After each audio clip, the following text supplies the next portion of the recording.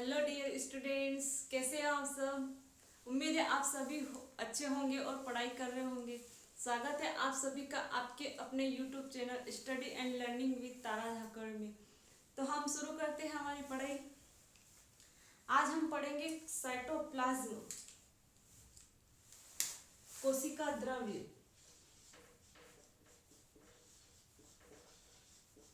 कोशिका द्रव्य, ठीक है।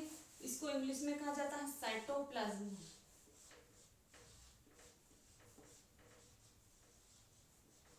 साइटोप्लाज्म। सबसे पहले मैं बता दूं कि अपनों ने क्या क्या कंप्लीट कर लिया था। एक तो सेल वॉल कंप्लीट कर लिया था,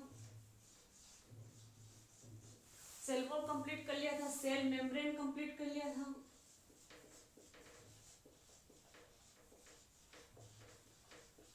एक न्यूक्लियस कंप्लीट कर लिया था।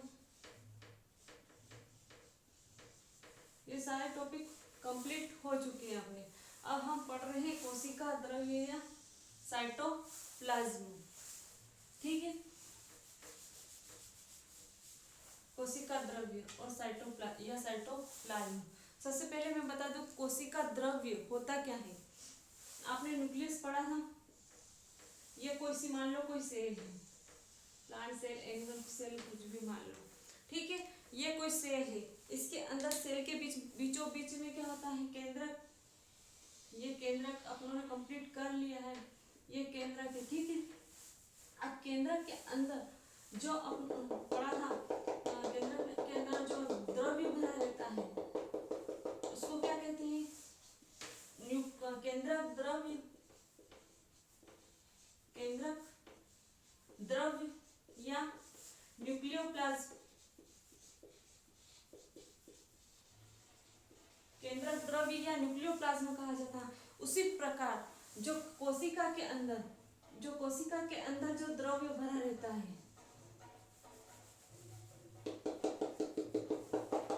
कोशिका के अंदर जो द्रव्य भरा रहता है उसे कहते हैं कोशिका द्रव्य या साइटोप्लाज्म। जो कोशिका के अंदर जो द्रव्य रहता है उसको क्या कहा जाता है, साइटोप्लाज्म या कोशिका द्रव्य। कोशिका द्रव्य या साइटोप्लाज्म कहा जाता है, ठीक है। तो सबसे पहले साइटोप्लाज्म कोशिका द्रव्य किस किस के बीच में रहता है, जो केंद्रक और cell membrane, sorry cell wall, इन दोनों के बीच में भरा रहता है। ये क्या बोलते हैं इसको, साइटोप्लाज्म या कोशिका द्रव्य। अब बात की जाए इसमें क्या क्या मतलब क्या क्या पाया जाता है इसमें, वो ये बहुत गाढ़ा रहता है। इसमें प्रोटीन पाया जाता है, लवण पाए जाते हैं, कार्बोहाइड्रेट्स पाया जाता है, जल पाया जाता है एक्स्ट्रा, ये सारी चीजें इसमें पाई जाती हैं। तो चलो हम इसकी थ्योरी लिख लेते हैं। अब सबसे पहले बात बता देती हूँ कि यह केंद्रक और कोशिका भित्ति इन दोनों के बीच में रहता है। यह केंद्रक और कोशिका भित्ति के बीच में रहता है।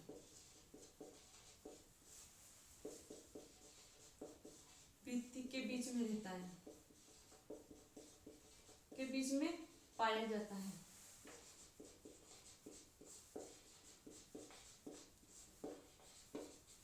साइटोप्लाज्म केंद्रक और कोशिका भित्ति के बीच में पाया जाता है, सेल वॉल के बीच में पाया जाता है। ये किसी भी कोशिका की, जैसे कि मान लो सेल वॉल है, तो सेल वॉल और न्यूक्लियस, ये न्यूक्लियस है, इन दोनों के बीच में ये पाया जाता है कोशिका द्रव्य या साइटोप्लाज्म। अब सेकेंड पॉइंट की बात की जाए तो सेकेंड पॉइंट में क्या आ सकता है, जैसे कि इसमें क्या क्या पाया जाता है। मैंने आपको बताया कि इसमें कार्बोहाइड्रेट पाया जाता है, कार्बोहाइड्रेट पाया जाता है, इसमें प्रोटीन पाया जाता है,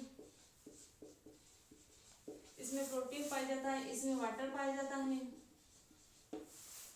इसमें लवण पाया जाता है, ठीक है। ये एक्स्ट्रा इन चीजें पाई जाती हैं। तीसरा बात ये जाती है ये गाढ़ा होता है, ठीक है। अब बात की जाए कि इसके कार्य क्या क्या है, इसके फंक्शन क्या क्या है। अब कार्य में जैसे आपको पहले मैंने बताया था कि ये केंद्रक द्रव्य या न्यूक्लियोप्लाज्म, इसके कार्य क्या होते हैं।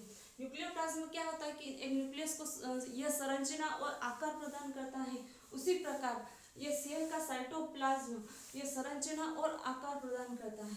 अब फंक्शन की बात बता देती हूँ मैं।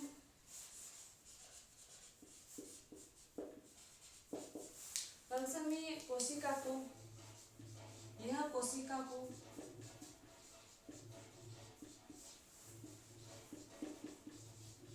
आकार एंड संरचना प्रदान करता है। दूसरे पॉइंट में बात की जाए तो यह कोशिका आकार और संरचना तो प्रदान करता है, इसी प्रकार इसमें माइटोकॉन्ड्रिया में क्या क्या चीजें पाई जाती है, इसके साइटोप्लाज्म में क्या क्या चीजें पाई जाती है, इसमें माइटोकॉन्ड्रिया भी पाया जाता है, ठीक है, इसमें माइटोकॉन्ड्रिया भी पाया जाता है, इसमें गोल्जी बॉडी भी पाई जाती है, इसमें राइबोसोम भी पाए जाते हैं, इसमें राइबोसोम भी पाए जाते हैं, इसमें गोल्जी बॉडी भी पाई जाती है, इसमें माइटोकॉन्ड्रिया भी पाए जाते हैं। ये सारी चीजें पाई जाती है। इनको जो घटक रहते हैं इसके सेल्स के, उनको सुरक्षा प्रदान करता है, उनको मतलब उनको क्षति होने से बचाता है। तो ये कंपोनेंट्स को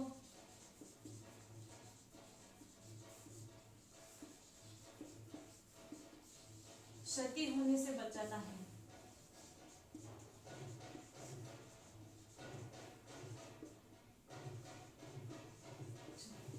और क्षति होने से बचाता है क्योंकि ये गाढ़ा और चिपचिपा होता है।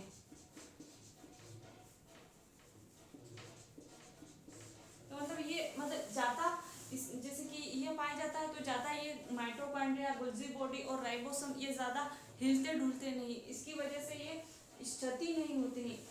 जैसे कि अपन कोई मोबाइल लेके आते हैं, XYZ कोई सा भी मोबाइल, वो मोबाइल ऐसे तो डब्बे में भर के कोई देता नहीं हमको, डिब्बे में भर के तो देता है जैसे कि उसमें थर्माकोल लगा के उसमें देता है, क्योंकि उसको कोई क्षति ना पहुंचे, उसी प्रकार उसका कार्य ये साइटोप्लाज्म करता है।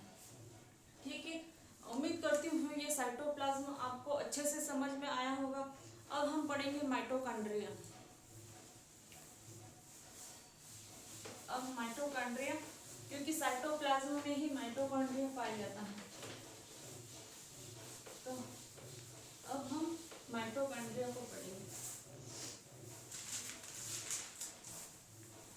आगे होता है माइटोकॉन्ड्रिया।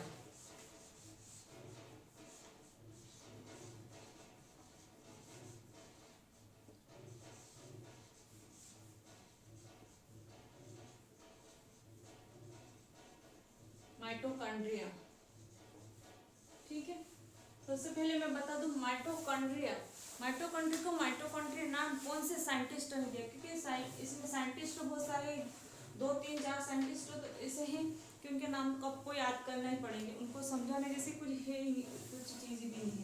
तो सबसे पहले मैं बता दूं कि माइटोकॉन्ड्रिया को माइटोकॉन्ड्रिया नाम कौन से साइंटिस्ट ने दिया था। एक साइंटिस्ट था बेंडा, जो नाम देने वाला साइंटिस्ट का नाम था बेंडा, ठीक है, ये बेंडा नामक साइंटिस्ट थे, उन्होंने इसको माइटोकॉन्ड्रिया को माइटोकॉन्ड्रिया नाम दिया था। अब इसके बाद बात की जाए तो इसकी खोज,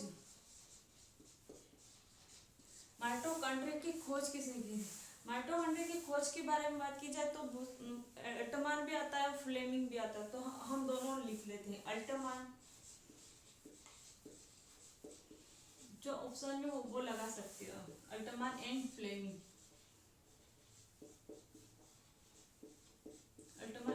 और इसकी खोज कब हुई थी? 1819 में इन दोनों साइंटिस्टों ने की थी। इसके बाद में अलग अलग साइंटिस्टों ने इसको अलग अलग नाम दिया, जैसे कि फ्लेमिंग साइंटिस्ट थे, फ्लेमिंग, यही फ्लेमिंग, ठीक है, फ्लेमिंग ने इसे फीला भी कहा,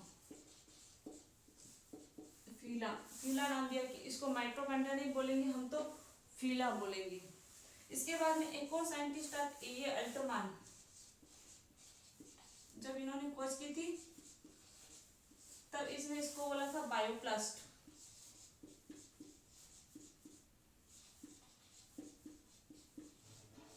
ये अल्टमान जी थे, इन्होंने बोला अल्टमान थे, इन्होंने बोला था कि जैसे कि अल्टमान माइटोकॉन्ड्रिया को हम बायोप्लास्ट कहेंगे, माइटोकॉन्ड्रिया नहीं कहेंगे, जैसे ऐसा नाम बताया था उन्होंने। इसके बाद में अब अलग अलग साइंटिस्ट आए। अब इसको बात की जाए, मैं आपको समझाने जैसा है वो थोड़ा सा समझा दे, जैसे कि लाइक दैट इसकी स्ट्रक्चर की बात कर लेते हैं, ठीक है।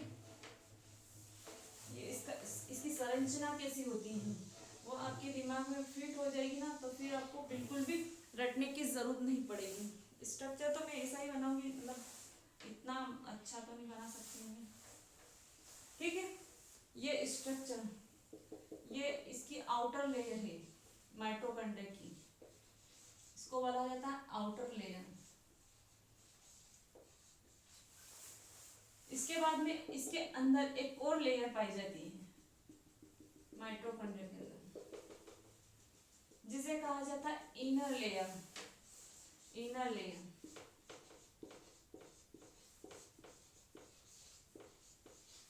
ये इनर लेयर, ठीक है। इसके बाद में यहाँ पे क्रिस्टी जैसी स्ट्रक्चर पाए जाते हैं।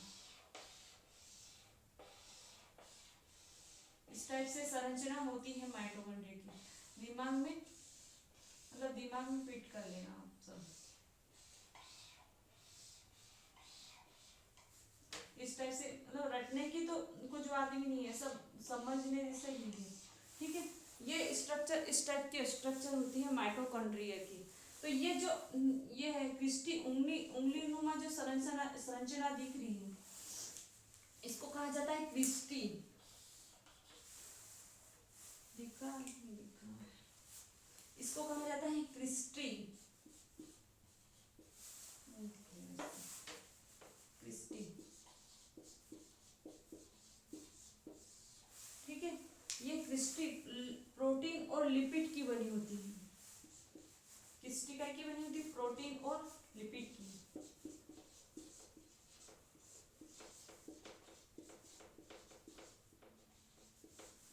ठीक है, ये उंगली नुमा इसकी संरचना होती है, इसको क्या कहा जाता है? क्रिस्टी कहा जाता है। और क्रिस्टी काय की बनी होती है? प्रोटीन और लिपिड की बनी होती है। इसी क्रिस्टी के ऊपर एक पार्टिकल्स पाए जाते हैं, जिसे कहा जाता है F1 पार्टिकल, ठीक है। इसको क्या कहा जाता है? F1 पार्टिकल्स, ठीक है। ये किससे मिलकर बने होते हैं? प्रोटीन से मिलकर बने होते हैं, प्रोटीन से मिलकर बने होते हैं।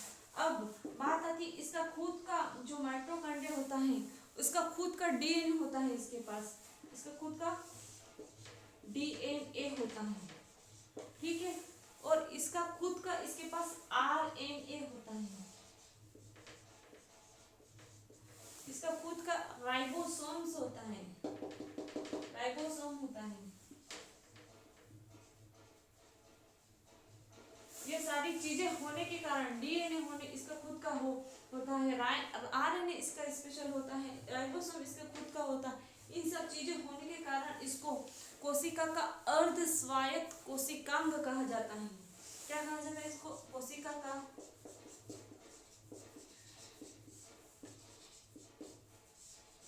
अर्ध स्वायत्त कोशिकांग। अर्ध स्वायत्त कोशिकांग यानी मतलब ये सारी चीजें, सारे कार्य डीएनए, आरएनए, राइबोसोम, ये सारे सेल के पास होते हैं और ये इसके खुद के पास होते हैं। जो सेल्स कार्य करता है वो डीएनए, ये माइटोकॉन्ड्रिया कार्य कर सकता है, इसलिए आधे से ज्यादा कार्य जो सेल करती है वो माइटोकॉन्ड्रिया कर सकता है, इसलिए इसको अर्ध स्वायत्त कोशिकांग कहा जाता है। ये सब समझ में आया होगा। अब नेक्स्ट पढ़ते हैं हम। अब ये माइटोकॉन्ड्रिया को एक और नाम है, नाम क्या उसको? पावर हाउस ऑफ सेल कहा जाता है, ये होता है क्रिस्टी। अब माइटोकॉन्ड्रिया को पावर हाउस ऑफ सेल कहा जाता है, पावर हाउस ऑफ सेल।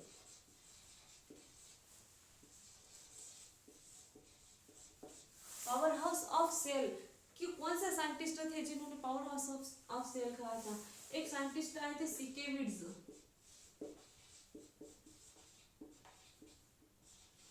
इस साइंटिस्टों ने कहा था कि माइटोकॉन्ड्रिया को पावर हाउस ऑफ सेल कहा जाता है। अब बात कीजिए power house of cell mitochondria को क्यों कहा जाता है? क्योंकि इसलिए कहा जाता है क्योंकि इसमें सारी एनर्जी, ये एनर्जी को स्टोर करता है।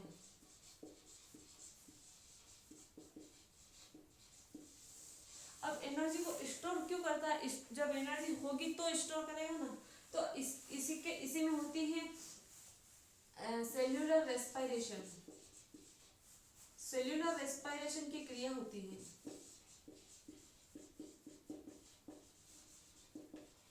सेल्यूलर रेस्पिरेशन यानी कोशिकीय श्वसन।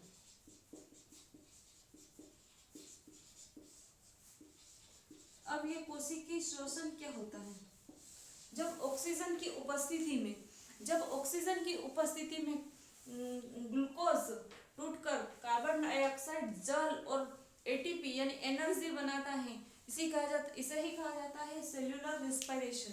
जैसे कि मैं आपको फॉर्मूले से बता सकती हूँ, C6H12O6, ये किसका? ग्लूकोज का फॉर्मूला है। जब ऑक्सीजन की उपस्थिति में टूटता है,